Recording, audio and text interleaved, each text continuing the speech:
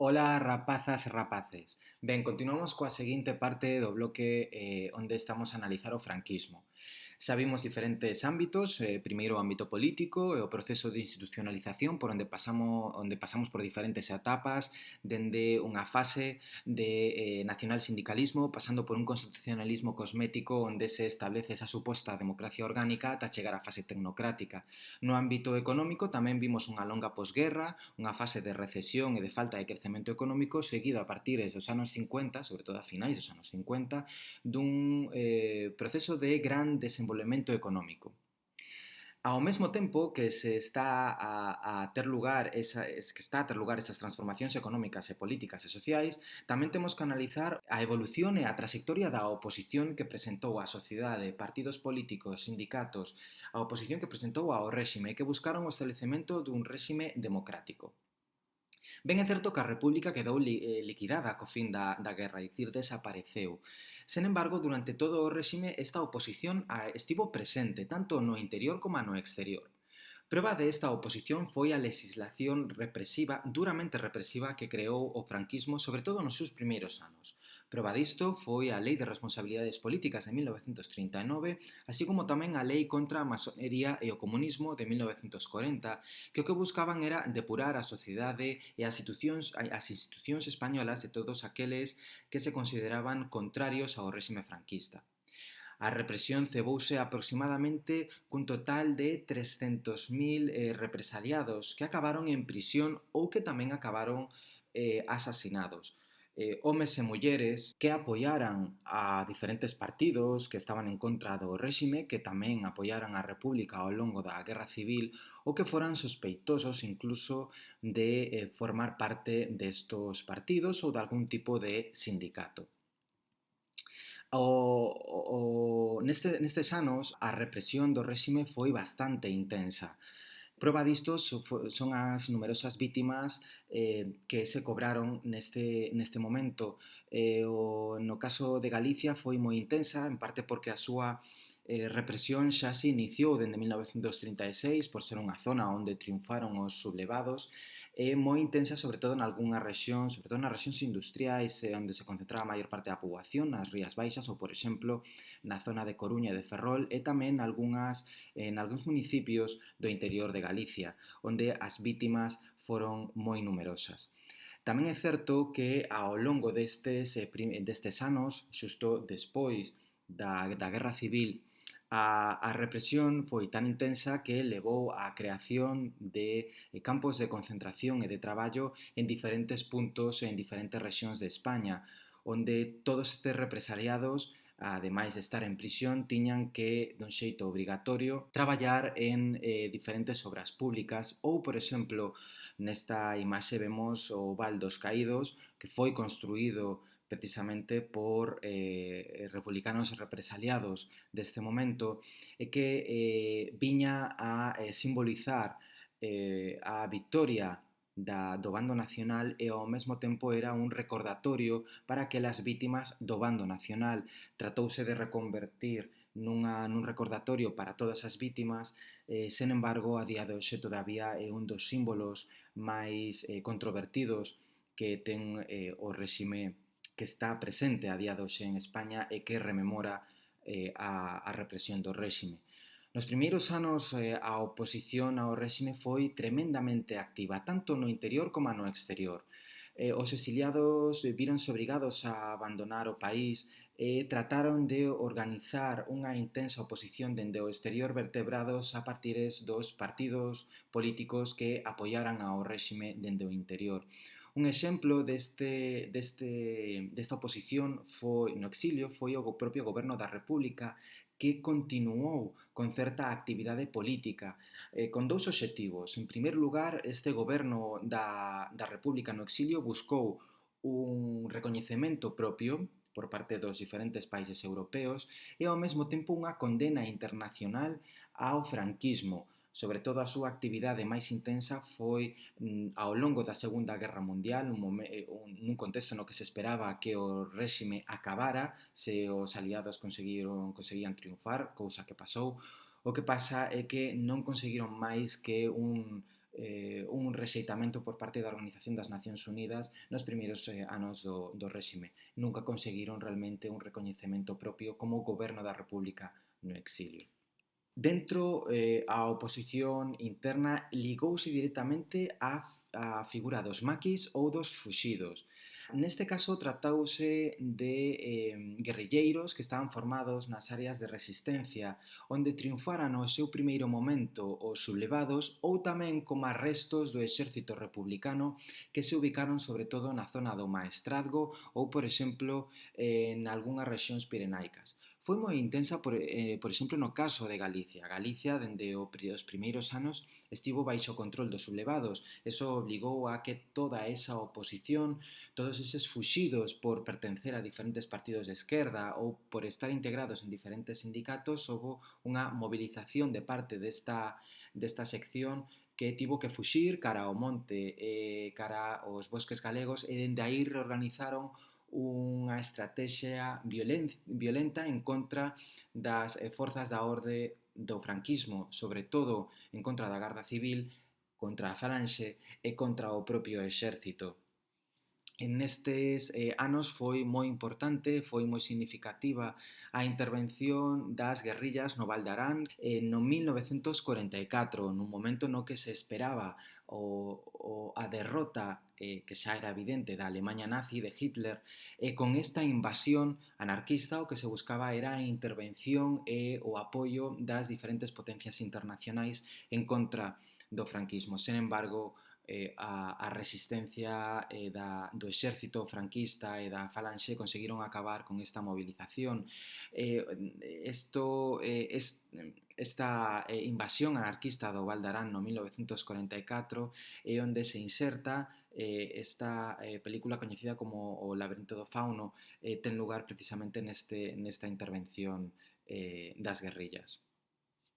Unha vez avanzamos nos anos 50, un momento no que o franquismo, o réxime franquista consigue consolidarse, descendeu a actividade das guerrillas por diferentes motivos. Por un lado, porque as estrategias da oposición trataron de buscar outras vías a través do plano e da esfera política, abandonando a violencia, e por outro lado temos que ter en conta tamén que as guerrillas en parte foron masacradas e foron represaliadas por parte do exército franquista e da Garda Civil, e a iso tamén lle temos que engadir o hastío da poboación civil que foi restando apoios a estas guerrillas.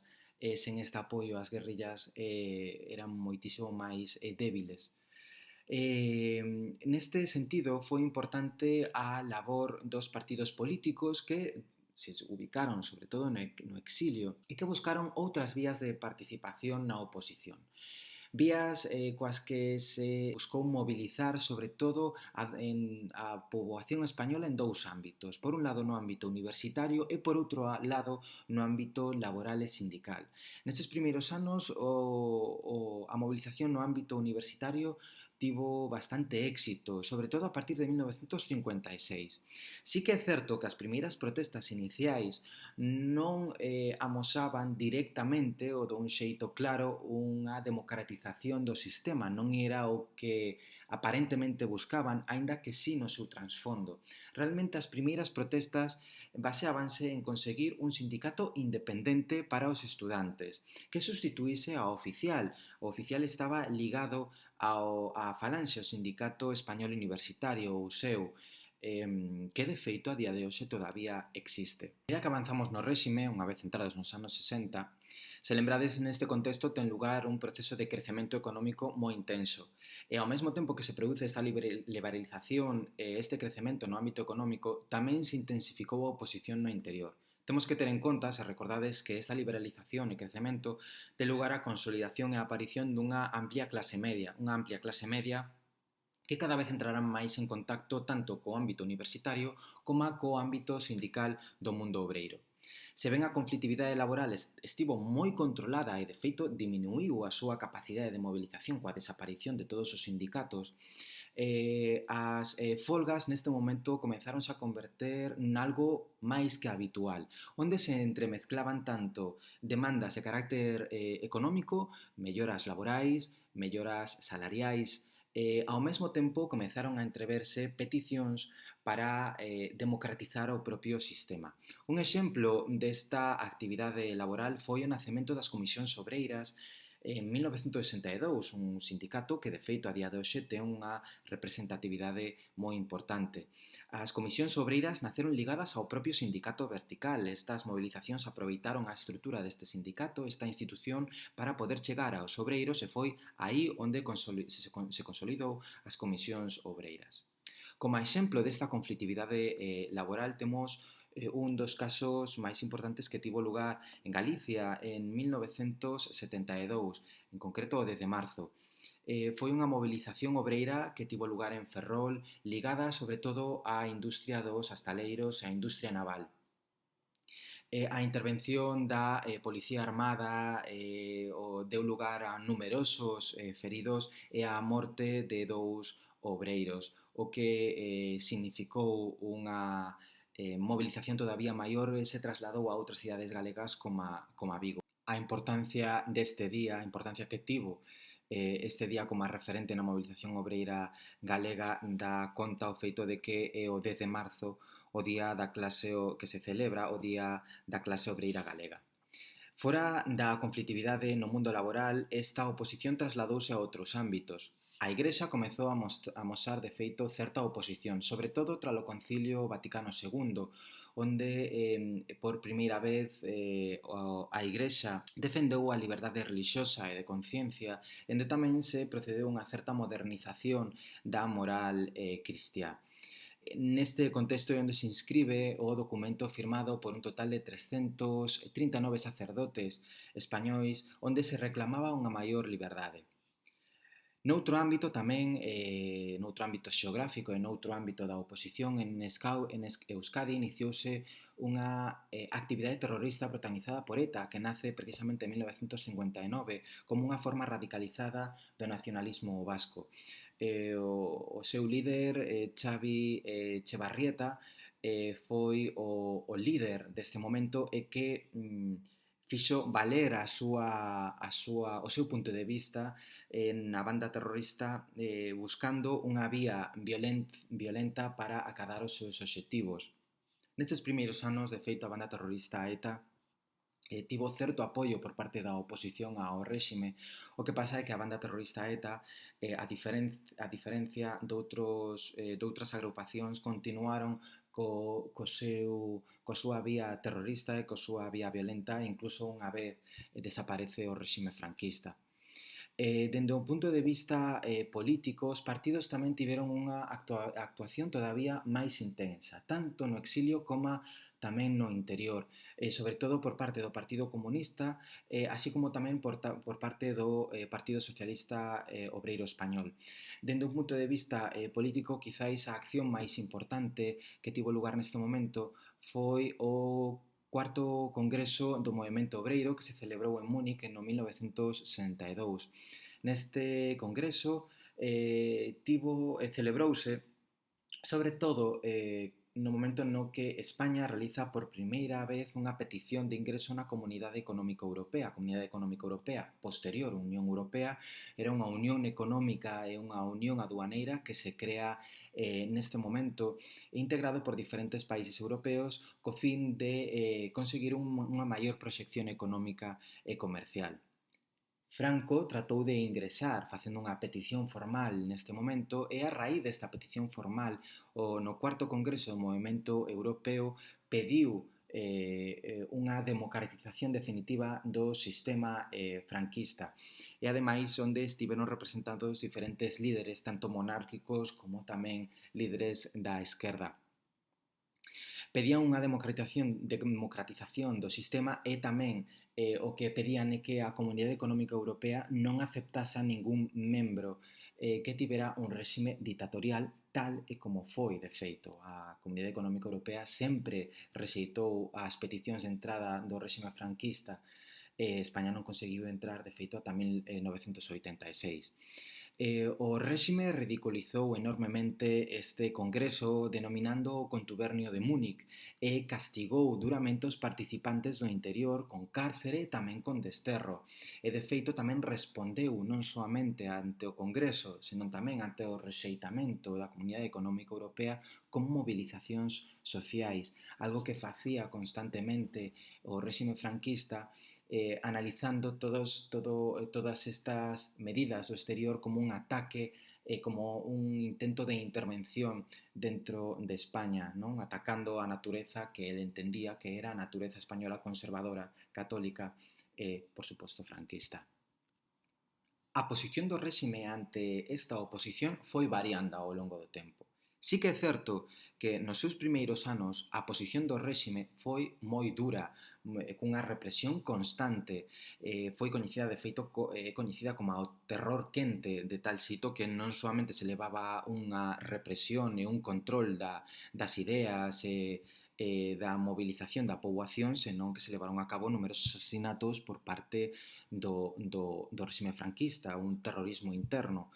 Ben é certo que isto se liga sobre todo nos seus primeiros anos. Este terror quente foi desaparecendo e diluíndose a medida que avanzou o réxime, a medida tamén que se abandonou por parte da oposición, se abandonou a vía militar, a vía das guerrillas.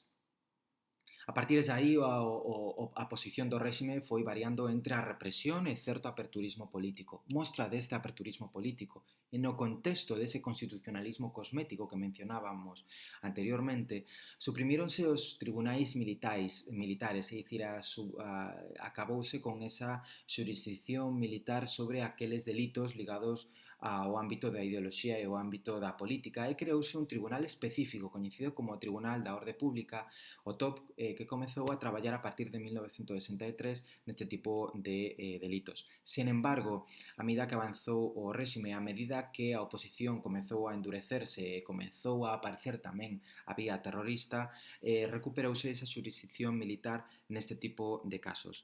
Un exemplo o temos nos procesos de Burgos de 1970, onde se chegou a justiciar a un total de 16 membros da banda terrorista ETA por diferentes atentados que acabaron coa vida de diferentes integrantes da Policía Armada, conhecido como os grises, ou da Garda Civil. E destes 16 condenados, 9 foron condenados á pena de morte. A movilización interna, a movilización internacional foi tan forte, incluso chegou a intervir o propio Papa en defensa destes 9 para evitar as penas de morte e finalmente foron conmutadas, pero sobre todo polas protestas internacionais. Chegados aos anos 70, a oposición ao franquismo foi crecendo cada vez máis en diferentes ámbitos sociais, en diferentes ámbitos institucionais. As propias familias do franquismo por primeira vez deixaron de amosar ese pensamento monolítico e único de apoio ao réxime. Os factores que interveñen foron diferentes, dende o propio avance e modernización social que experimentou España neste contexto de crecemento económico. Por outro lado, temos que ter en conta a crise económica que tivo lugar a partir de 1973, ligada ao crecemento do prezo do petróleo, e tamén outro elemento que temos que ter en conta é a debilidade política do réxime. Por que se amosou a debilidade política? Bueno, o réxime vinculábase á figura do caudillo e a partir dos anos 70 a degeneración física do caudillo, xa enfermo de Parkinson, foi cada vez máis evidente. Esta oposición, este crecemento da oposición ao réxime dos anos 70 viuse en diferentes ámbitos. Por un lado, intensificáronse moitísimo as movilizacións estudiantís no ámbito universitario e tamén as protestas dos obreiros. Por outra banda, tamén incrementouse a actividade terrorista, non somente da banda terrorista ETA, levou a cabo un dos atentados máis famosos da etapa final do réxime, foi o atentado contra Carrero Blanco de 1973. Este foi un durísimo golpe ao réxime do franquismo. Por qué? Porque Carrero Blanco era a man dereita do de Franco e, de feito, futuro sucesor. Bueno, o sucesor como xefe de Estado estaba Xoán Carlos de Borbón e este era o futuro sucesor como a xefe do goberno. A súa desaparición foi un duro golpe interno para o franquismo. E ademais aparecen outros grupos terroristas como o FRAP e como o Grapo. Este último nace en Galicia, nace en Vigo en 1975, neste caso ambos ligados a organizacións e partidos de esquerda radical. Ao mesmo tempo que vemos esta radicalización e tamén esta intensificación do movemento obreiro estudantil, vemos como dentro das familias que vertebraban as familias do réxime comeza a aparecer diferentes fracturas. No ámbito da Igrexa, por exemplo, temos a figura do coñecido obispo de Toledo, de Tarancón, que comezou a posicionarse en contra da figura de Franco como líder político e tamén limitando a súa intervención no ámbito eclesiástico, e vemos tamén outras oposicións máis evidentes todavía, como é o caso do bispo de Bilbao, Antonio Añoveros, coñecido por unha pastoral que emitiu nos anos 70, onde facía unha defensa da cultura vasca e unha defensa do uso do idioma vasco. Un ataque considerado un ataque directo en contra do franquismo. E por último, na outra familia onde vemos cada vez unha maior división é no ámbito do exército, no mundo militar, co nacemento da Unión Militar Democrática, a UMD, unha organización clandestina onde militares, sobre todo militares novos, comenzaron a demandar o nacemento e o inicio dunhas reformas de carácter democráticas.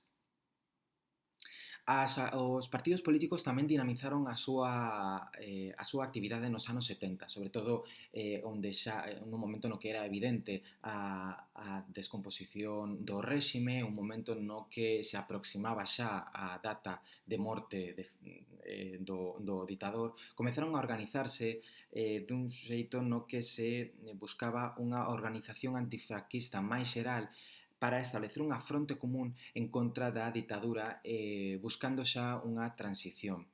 En torno ao Partido Comunista Obreiro Español, liderado por Santiago Carrillo, formarase a Xunta Democrática en 1974. Un ano despois, xa impulsada polo PSOE, un PSOE liderado por Felipe González dende o interior, nace a Plataforma de Converxencia Democrática meses antes da morte do ditador. E definitivamente ambos deciden establecer unha coalición, nacendo así a Plata Xunta, liderada tanto por Santiago Carrillo e Felipe González.